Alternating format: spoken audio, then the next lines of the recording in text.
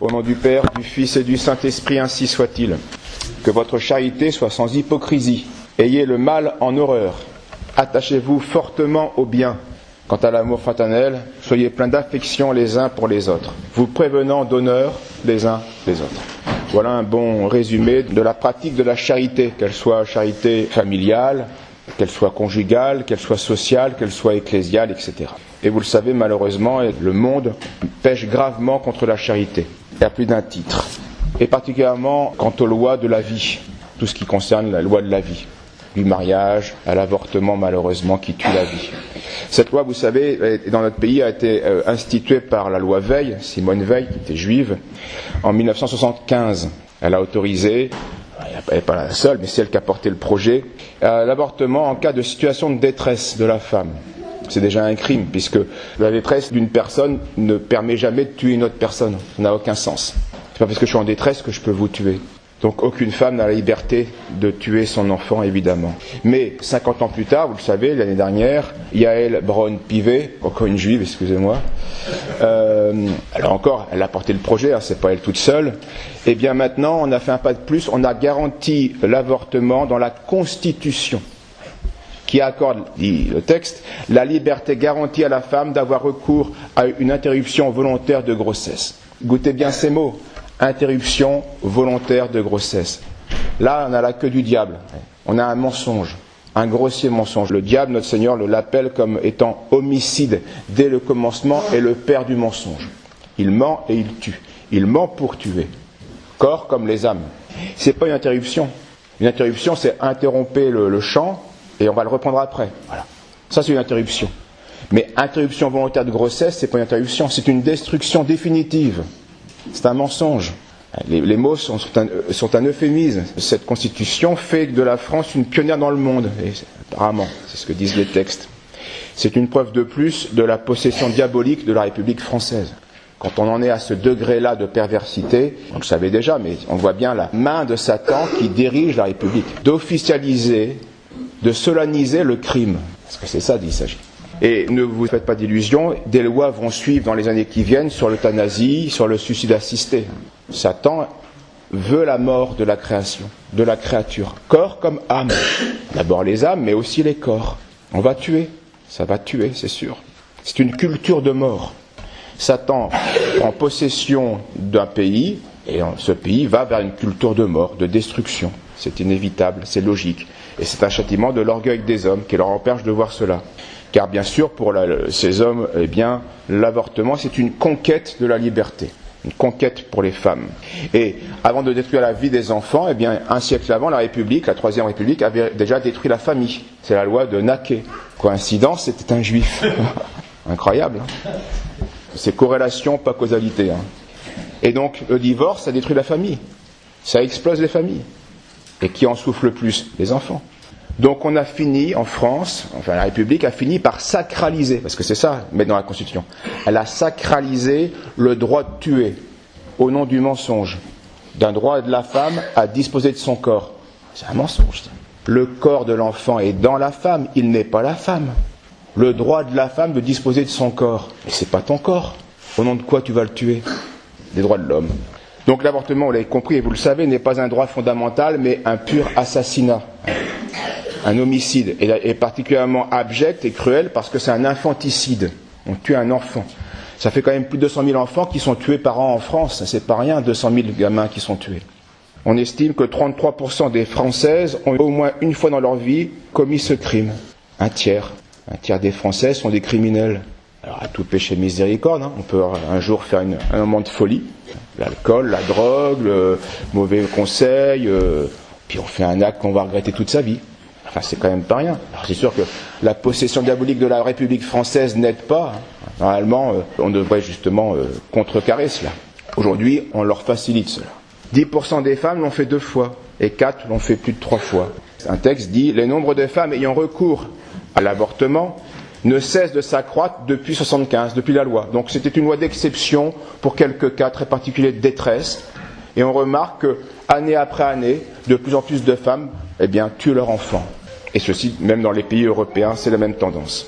En détruisant la vie de leur enfant, ces femmes en fait se détruisent elles-mêmes. Ça va prendre le temps qu'il faudra, mais on ne peut pas indéfiniment ne pas prendre conscience de ce qu'on a fait.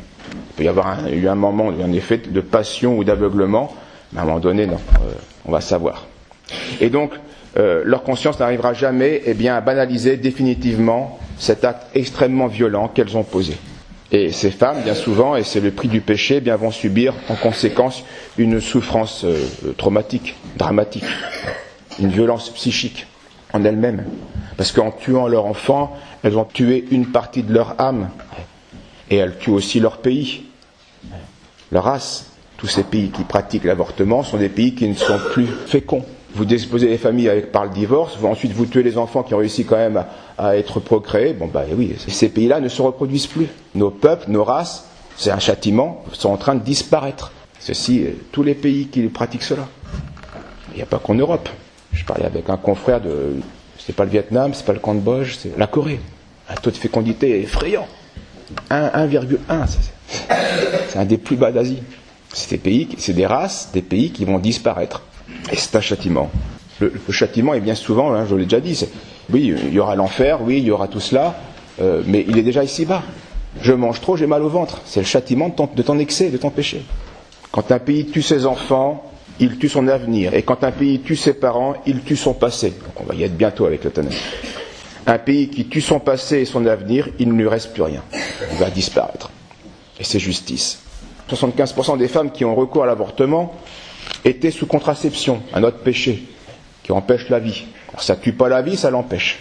Et elles sont devenues enceintes malgré cela.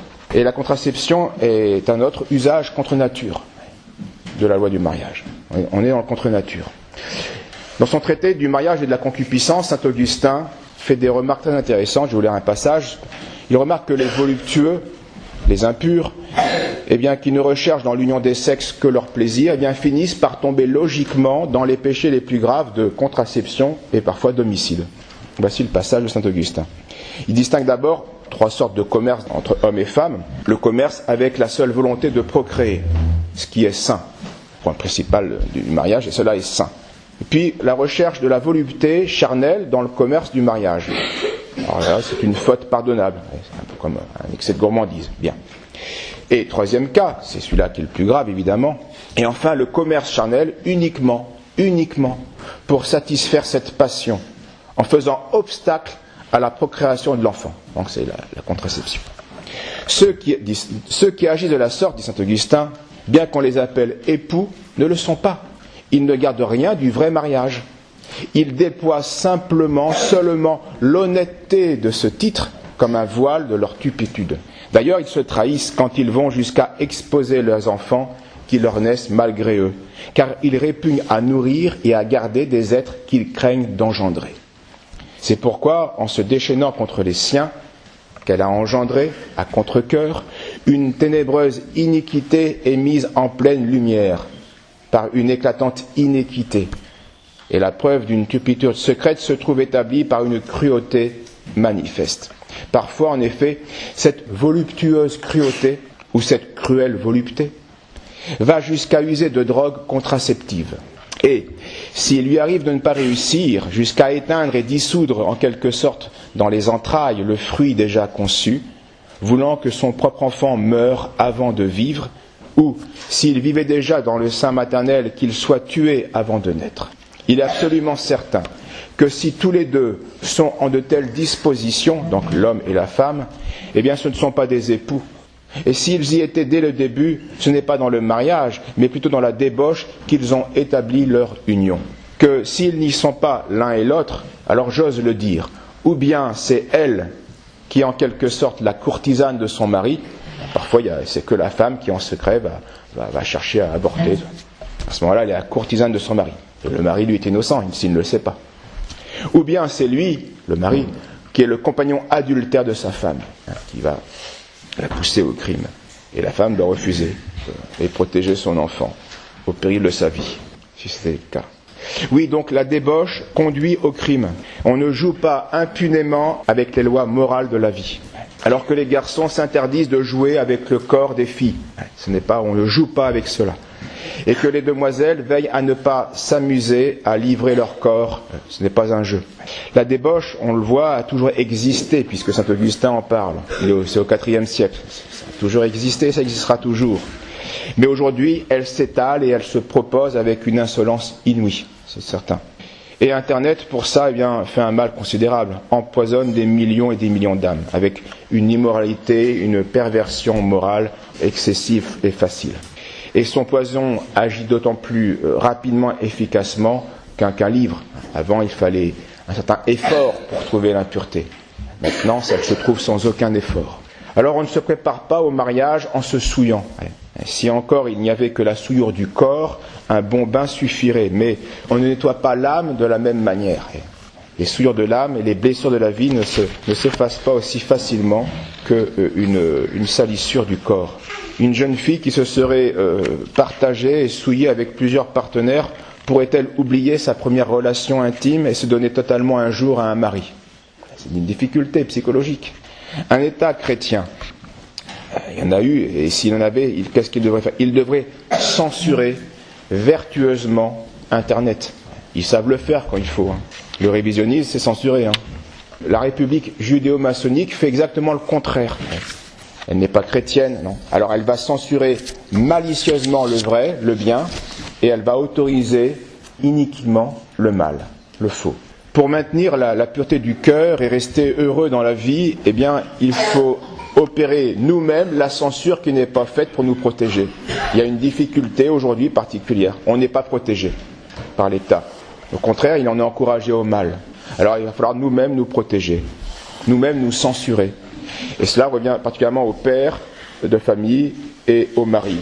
C'est à eux de veiller à ce que femmes et enfants soient protégés. Et à eux de veiller sur eux-mêmes pour ne pas faire par faiblesse ce qu'ils interdisent aux autres par vertu. Et c'est une difficulté. On a raison d'interdire cela, mais il ne faudrait pas que par faiblesse nous-mêmes nous le fassions. Et aujourd'hui, c'est vrai, ça exige un certain héroïsme, vu l'extrême facilité de cette propagation du mal.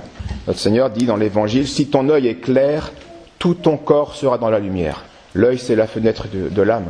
Et donc c'est important. La concupiscence des yeux fait un mal fou. Donc la lutte pour la pureté du cœur est vraiment une lutte difficile et elle pourrait être comparée parfois à un martyre sans effusion de sang. Il y a des moments, il y a des combats qui vont être très douloureux. Alors je verse pas le sang, mais j'aurais vraiment eu un témoignage de la parole de Dieu parce que j'aurais été fidèle au commandement de Dieu et ça aurait été une sorte de martyr. Le corps aura souffert et puis Dieu merci, après cette victoire, les autres victoires sont plus faciles. Si nous cherchons vraiment une union intime avec Jésus-Christ, notre Sauveur, qui nous disait « Ne savez-vous pas que votre corps est le temple du Saint-Esprit qui est en vous ?» Si nous pratiquons la prudence et le renoncement nécessaire, à nous de mettre des barrières, à nous d'avoir une hygiène de vie, etc., nous serons vainqueurs, les combats seront gagnés. Et dans la tentation, tous les pères disent que c'est dans la fuite qu'on trouve le salut, dans les tentations d'impureté. C'est dans la fuite qu'on trouvera le salut.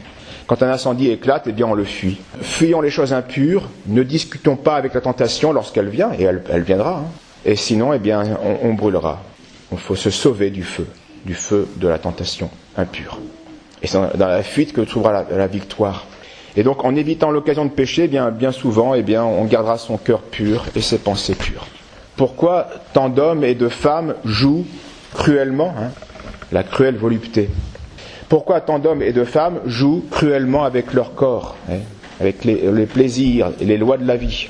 Plus profondément qu'un plaisir passager, il y a une racine d'orgueil, une volonté d'indépendance vis-à-vis des lois morales. Je suis le centre du monde et je détourne toutes les lois morales pour mon plaisir. Bref, c'est un refus de Dieu et de sa croix. Et la plupart des divorces trouvent leur racine dans cette jeunesse impure et orgueilleuse. Les gens oublient souvent cette loi naturelle et surnaturelle, tu recueilles ce que tu as semé. Donc c'est maintenant que l'on prépare un mariage futur heureux ou malheureux. C'est maintenant que ça se prépare. C'est en fonction de notre docilité à la loi chrétienne, à l'éducation chrétienne reçue, si on a eu cette chance, et de nos efforts particuliers, à ne pas être esclave de nos passions. L'enfant se prépare à cela par la vertu qu'il va pratiquer contre la gourmandise. Et ça, il ne le sait pas, mais il se prépare à maîtriser ses passions et donc à favoriser un mariage heureux plus tard. Parce que gourmandise, curiosité, égoïsme, duplicité, voilà les défauts de l'enfant. Ben ça quand ça grandit et que ça devient grand et qu'on est marié, etc., ben ça peut devenir alcoolisme, drogue, amour de l'argent, carriérisme, mépris de l'autre, abus des autres, etc., etc. Donc vous voulez vous marier, choisissez attentivement votre futur. Il ne faut pas seulement se connaître l'un l'autre, il faut aussi connaître la famille. Interrogez les frères et les sœurs du futur. Est-ce qu'elle était bonne à la maison, travailleuse ou paresseuse? Si elle était paresseuse, pourquoi d'un seul coup elle va se marier, elle va être travailleuse?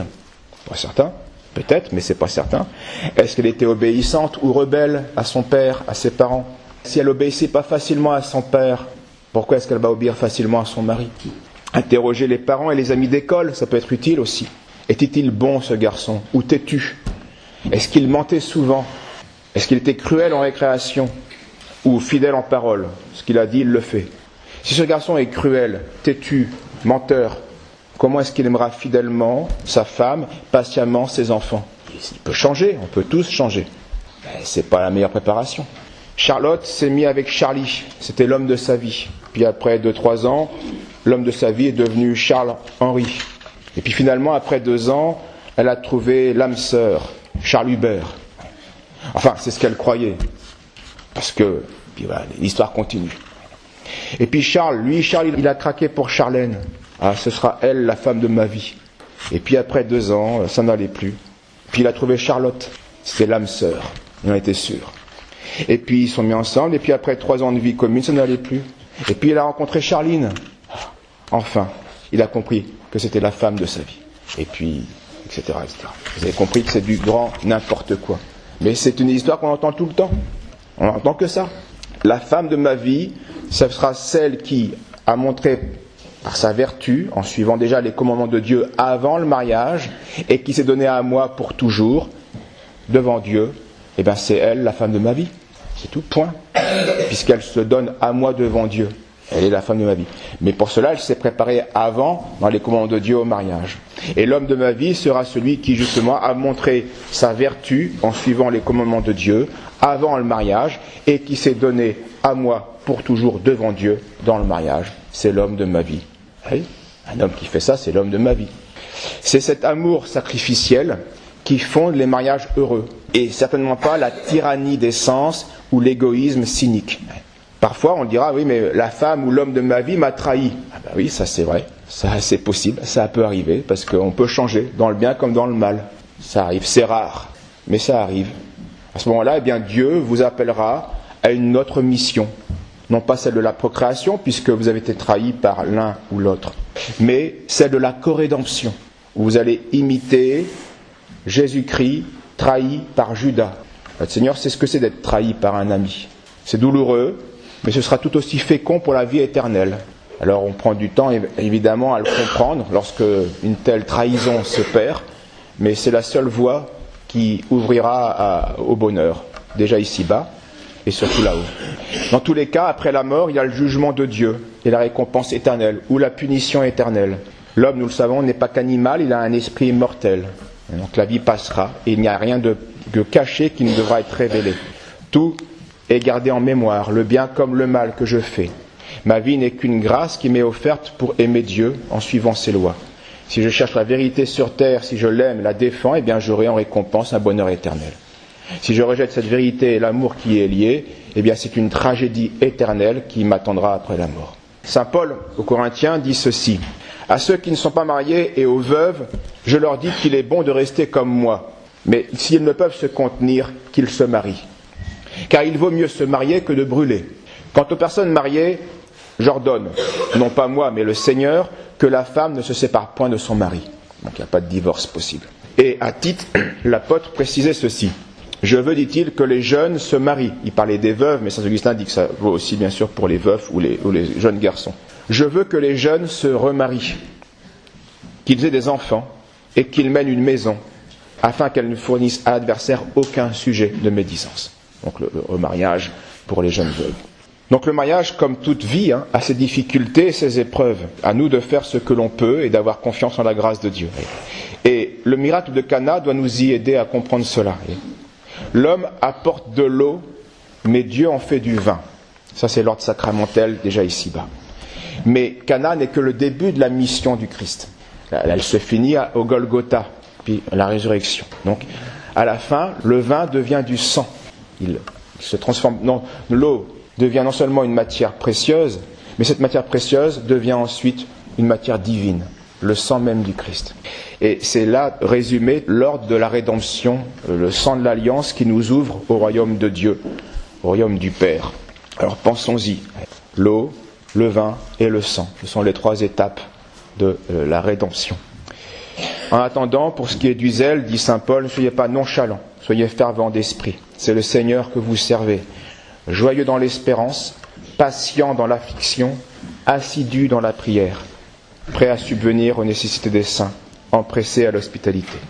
Ayez les mêmes sentiments entre vous, n'aspirez pas à ce qui est élevé, mais laissez-vous attirer par ce qui est humble, ne soyez point sages à vos propres yeux. Au nom du Père, du Fils et du Saint-Esprit, ainsi soit-il.